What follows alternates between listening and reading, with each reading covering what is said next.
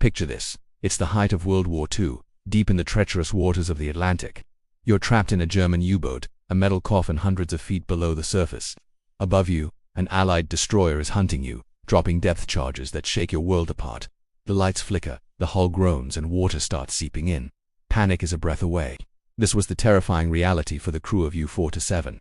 But in their darkest hour, an unlikely hero emerged. The ship's cook, and what he did next was either an act of sheer genius or utter madness. Welcome back to the channel. Today, we're diving into one of the most incredible and bizarre survival stories of the war at sea.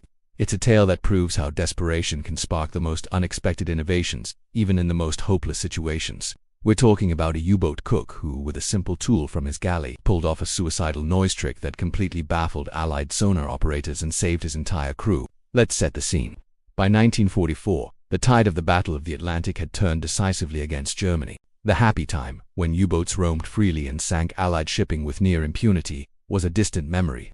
The Allies had cracked the Enigma code, developed advanced radar and sonar technology known as ASDIC, and deployed long-range patrol aircraft. The hunters had become the hunted. For a U-boat crew, every patrol was a near-suicide mission. The life expectancy was brutally short. Our story focuses on U-47, a Type 7C submarine. These were the workhorses of the German U-boat fleet, but by this late stage of the war, they were becoming dangerously obsolete against the might of the Allied anti-submarine forces. In April 1945, just weeks before the end of the war in Europe, U-427 was on patrol in the North Atlantic, near the Shetland Islands. Its commander, Kapitänleutnant Gunther Longer, was an experienced officer, but nothing could have prepared him for what was about to happen. On April 29, U-427 was detected. A group of Canadian destroyers, HMCs Haida, Iroquois, and Huron, picked up its signature on their sonar. Ping, ping, ping.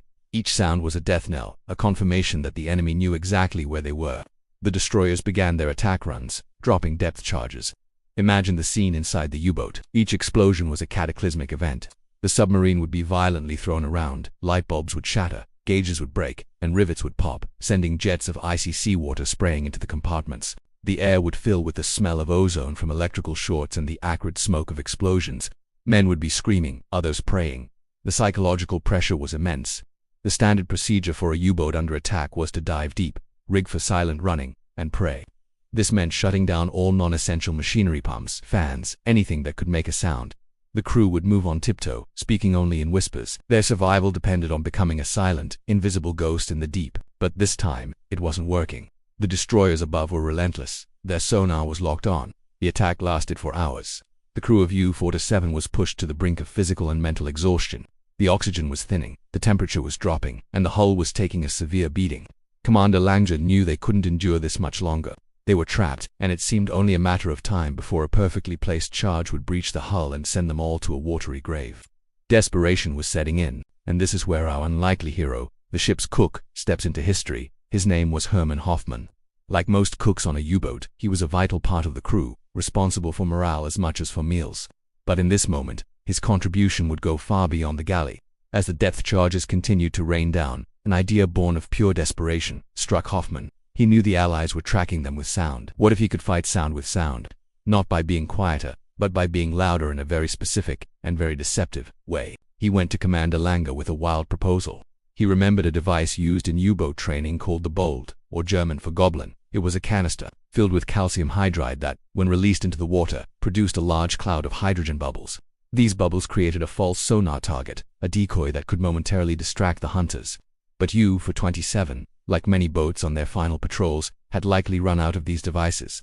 Hoffman's idea was a low-tech, high-risk alternative. He reasoned that if he could create a similar bubbling effect, he might be able to create a false echo, a ghost image on the enemy's sonar screen. But how? His plan was audacious. He wanted to use the U-boat's own torpedo tubes.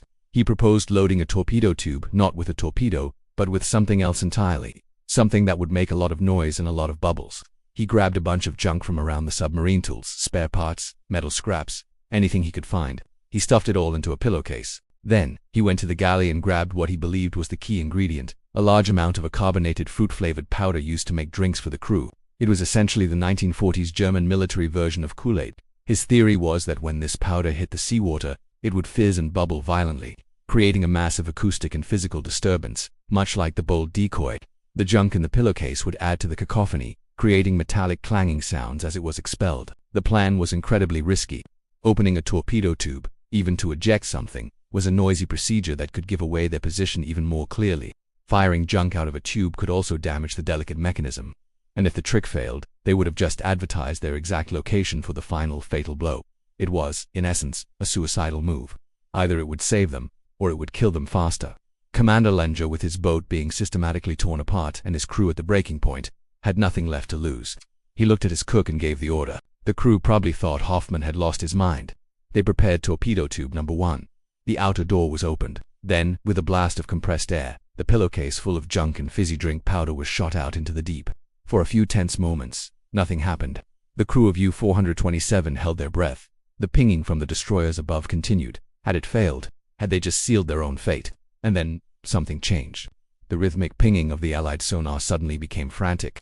The operators on the destroyers were getting a massive, chaotic return on their screens. The cloud of fizzing powder and clanging metal junk had created the perfect decoy. It looked like a U-boat breaking up, the sounds of a hull imploding and wreckage sinking.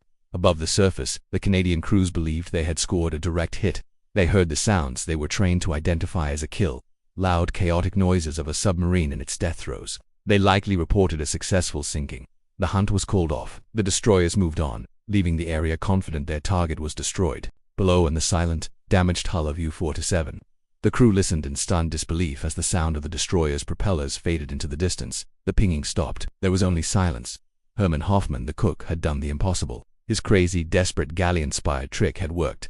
He had fooled the hunters into thinking they had already won. U-427 was severely damaged, but it was intact. The crew managed to make emergency repairs and, under the cover of darkness, surfaced and limped back to port in Norway, arriving on May 2, 1945. They were one of the last U-boats to return to base before Germany's surrender just days later. The entire crew survived, thanks to the quick thinking of their cook. This story is so incredible it almost sounds like a wartime legend, but it's a documented event, a testament to the human spirit's ability to innovate under the most extreme pressure. It highlights that in war, heroes can come from the most unexpected places. It wasn't a seasoned captain or a brilliant engineer who saved U-427. It was a cook with a crazy idea involving fizzy drink mix and a pillowcase. It's a powerful reminder that sometimes, the most unconventional thinking leads to the most spectacular results. When all the standard procedures fail, when you're out of options, a little bit of creative madness might just be what you need to survive. The story of Herman Hoffman and U-47 is a truly unforgettable chapter in the history of naval warfare. What do you think of this incredible story? Could you have kept your cool under that kind of pressure? Let me know down in the comments. Thanks for watching, and if you enjoyed this dive into history, make sure to hit that like button and subscribe for more amazing stories. We'll see you in the next video.